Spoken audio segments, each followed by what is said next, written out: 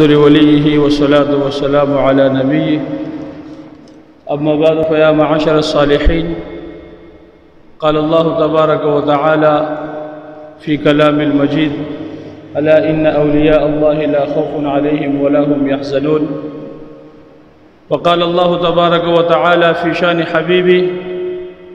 إن الله وملائكته يصلون على النبي يا أيها الذين آمنوا صلوا عليه وسلموا تسليما. اللهم صل على محمد وعلى آل محمد أفضل صلواتك بعدد معلوماتك وبارك وسلم وصل عليه. قابل احترام لدي إداري، قابل سر افتخار و تعظیم محترم اساتذہ کرام او د دې ادارې محترم طالب علمانو ورونو او د علاقې د مختلفو ځایونو نه راغلو قابل احترام مشران او کشران ملمانو، د ټولو نه اول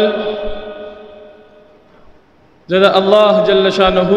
مشکور او ممنون یم چې زما غوندې کم عمر، کم علم او کم فهم انسانی ستاسو غوندې د عظیمو خلقو په مجلس کې شامل کړی دی.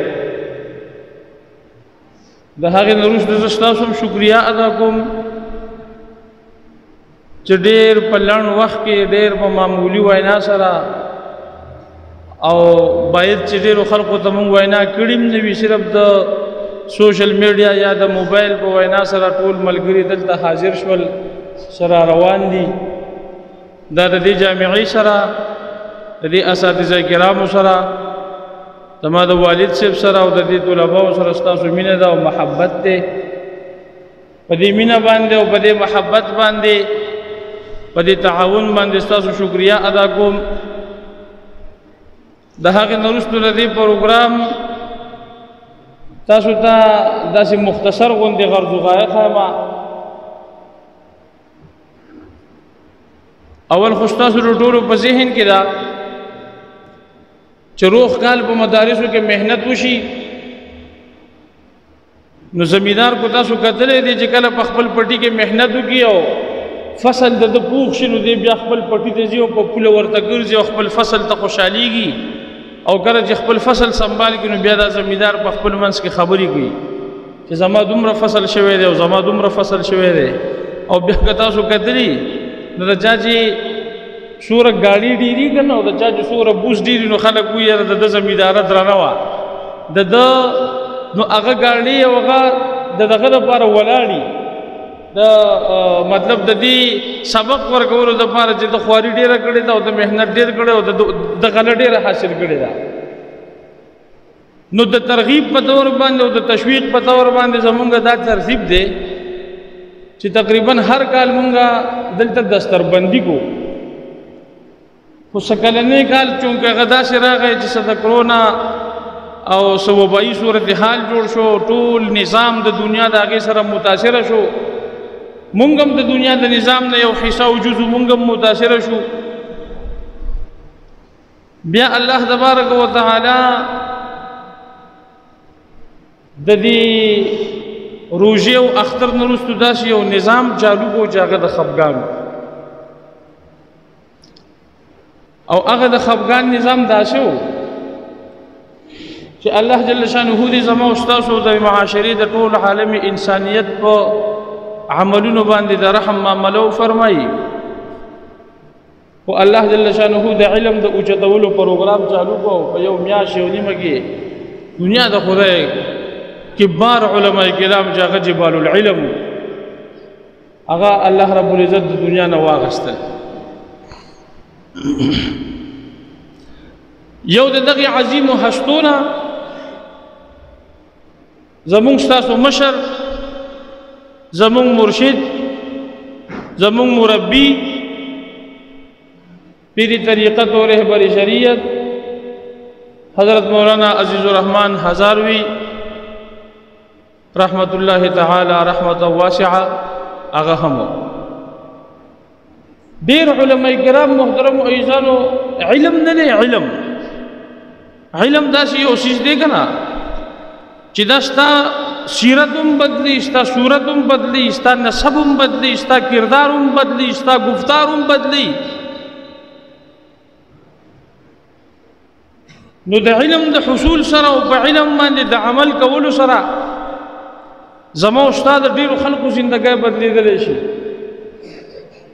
خو حضرت هزاروي رحمه الله چې ما او تاسو کومو کسانو لیدلی کتلی و، د هغې یو عجیبه کمال دا و چې هغې ما چونکې د هغه سره لږ غوندې داسې په مدرسه کې وخت تېر کړی دی، نو د هغې ډېرې خبرې داسې ما ته به یادي. د هغې خبرونه یوه خبره د هغه دا وه چې ډېر د وړوکیالي نه چې کله زه بلکل د ناظرې طالب علم وم نو زما سره به دې جیب کې مسواک پروت و. دا د حضرت هزاروي رحمه الله د هغې وینا وه.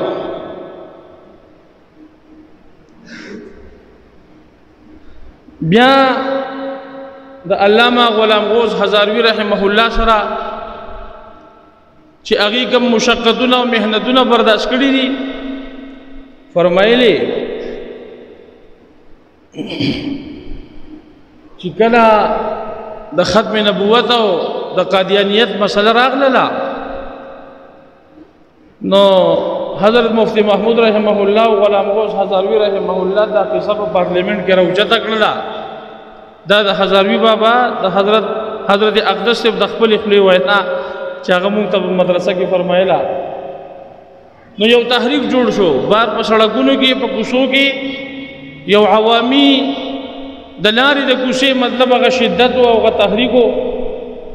او دنه په پارلیمنٹ کې د علماء کرامو کردار. خو پارلیمنٹ دننه هغه مدللې خبرې غواړي، هغه مضبوطی خبرې غواړي. نو حضرت اقدس رحمه الله فرمایل چې بیان به حضرت مفتی محمود کو،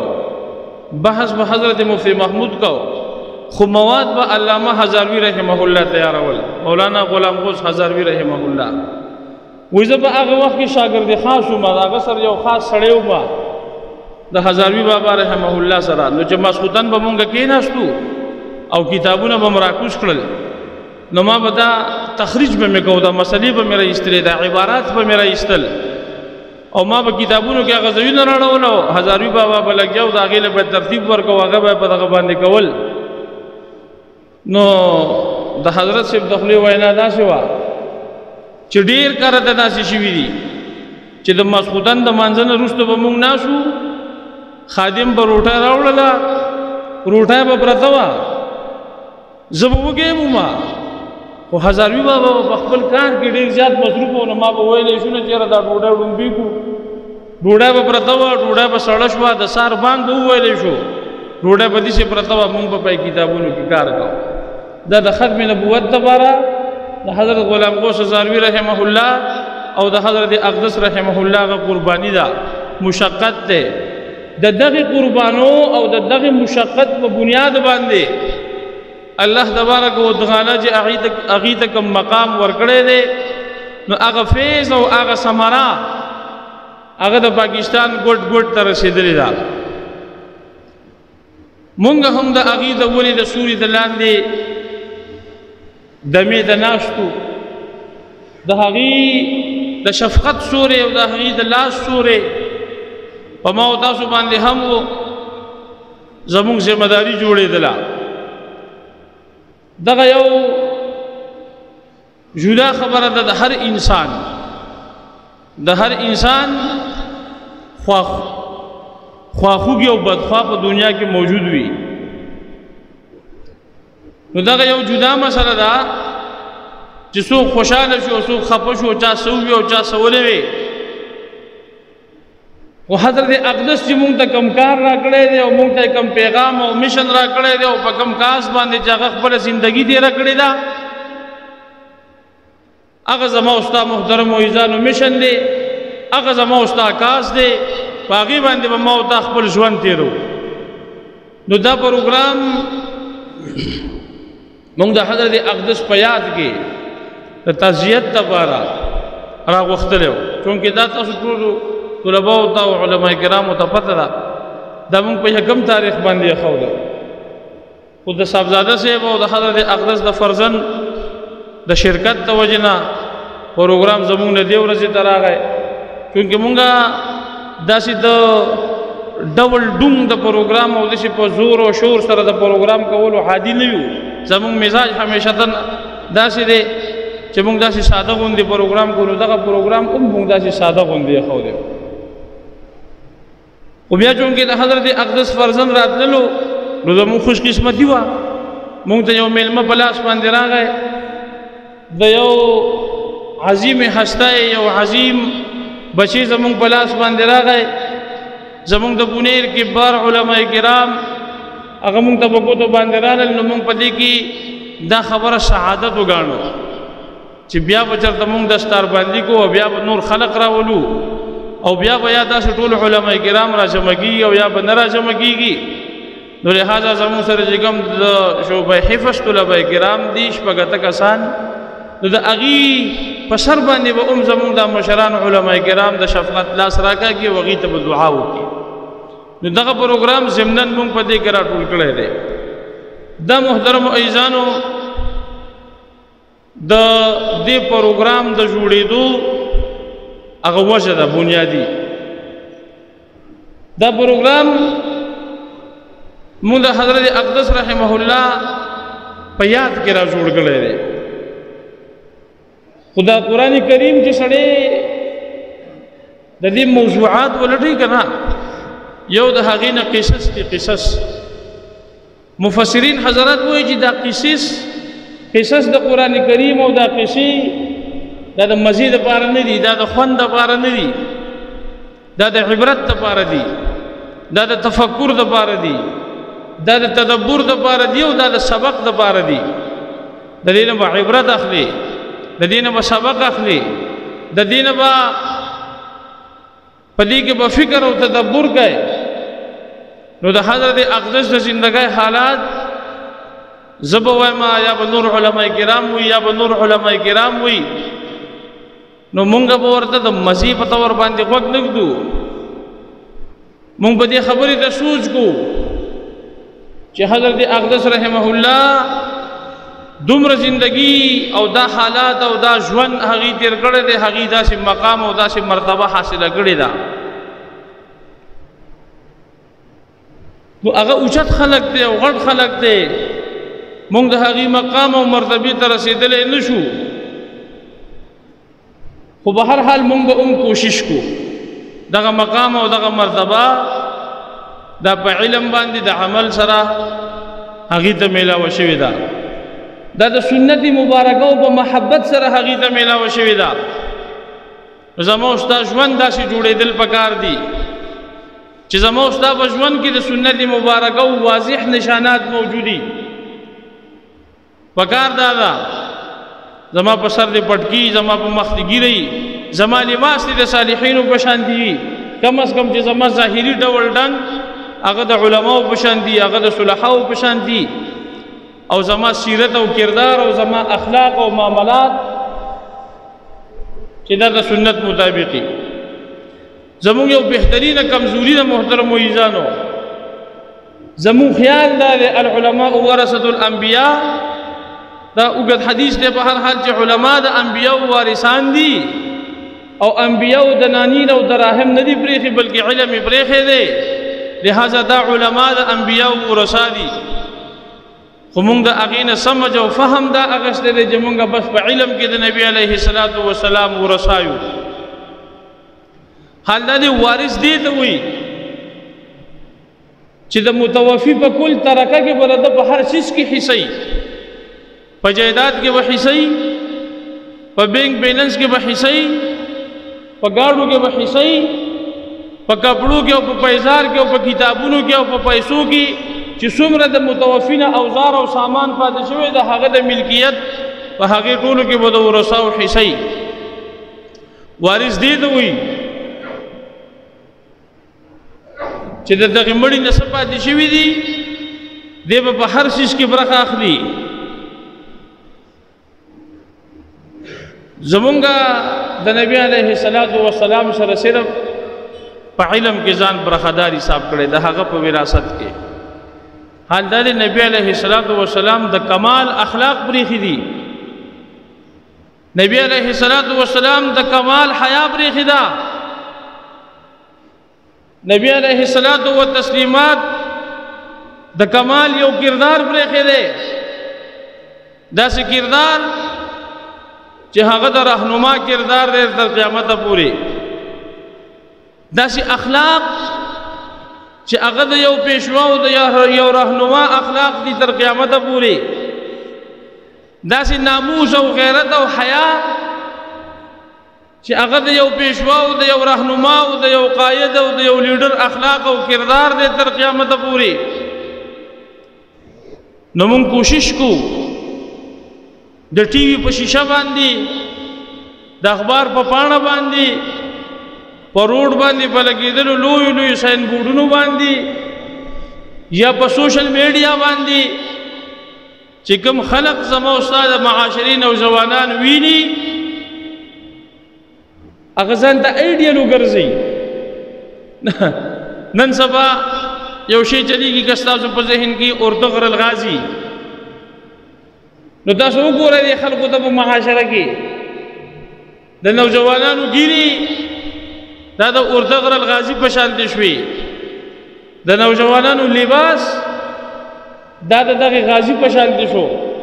او خدای خبر چې سوره سوره ای بي سی وډي دي او خلک یې ګوري او چې سوره زبانه ور باندې تیر شو. نو دا شی روا او دی او یا نه دی روا. د ادیبانو د علماو ځان له یو څنګه دی. ادیبان وایي چې د قتل پکار دی، علما وایي چې نه پدې کې ټنګ ټکور دی، پدې کې دروغ دی. دا کوم سړی چې لګیا دی او د ځان د اردغر الغازي وي نو دا خو اردغر الغازي دی نه، هغه خو چې د 100 کاله مخکې دنیا نه تللی دی. نو په هر حال د فتوی د لاندې د علماء کرامو چې کومه خبره ده نو کتل یې صحیح نه دي. خو ایډیل چې نن زما دپاره په معاشره کې اردغر الغازي دی، ایډیل چې زما دپاره د هندوستان او د پاکستان اداکاران دي، خصوصا د نوجوان نسل دپاره. محترم و عزیزانو، دا زما استاد تربیت کمزوری ده. زما استاد پر ایډیل محمد رسول الله صلی الله علیه وسلم پکار دی. زما استاد ژوند، زما استاد سیرت، زما استاد کردار، زما استاد اخلاق،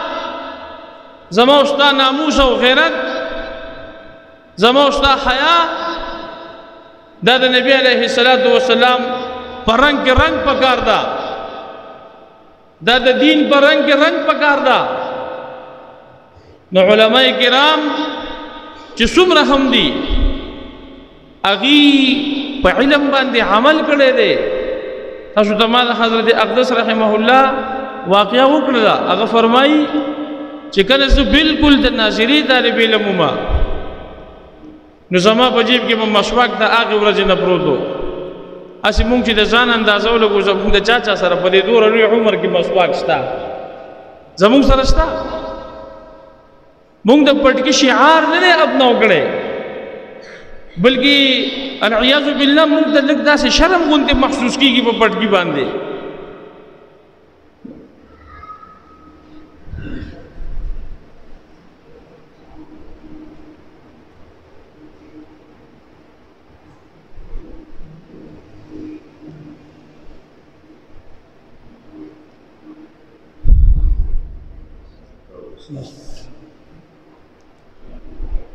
زمونږ مشر مولانا شیخ الحدیث مولانا فضل واحد صاحب راغلی، هغې ته دلته په راتګ باندې په خیرالی وایو. د هغې شکریا ادا کوو چې زمونږ پروګرام ته ښکلا ورکړله او زمونږ باندې شفقت وکړو. زه خپلې خبرې ختمول غواړم، خو دومره به ووایم چې حضرت اقدس رحمه الله زما او ستا په نیز باندې هغه زمون خیال دا دی، دا چونکې د هغه د تعزیت پروګرام دی،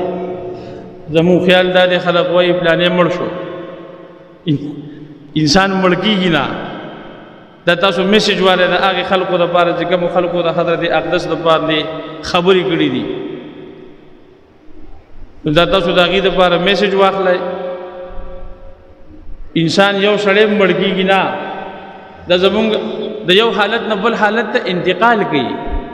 د یو پوزیشن نه د یو ژوند نه بل ژوند ته انتقال کوي. لکه ما او تاسو ټول د میاندو په خېټو کې ژوند لیو، د دنیا ژوند ته مونږ انتقال کړی دی. مونږ به د دنیا د ژوند نه د برزخ ژوند ته انتقال کو. انسان برید دا جدید ساینس هم وي، دا زمونږ د پخوانه په عقیده وه، خلکو به نه منله، خو جدید ساینس دا وایي کہ انسان ختمیږي نه. دې علامه سے وہی موت کو سمجھے ہیں غافل، اختتام زندگی ہے یہ شام زندگی، صبح دوام زندگی. اللہ تبارک و تعالی عمل توفیق رکھے.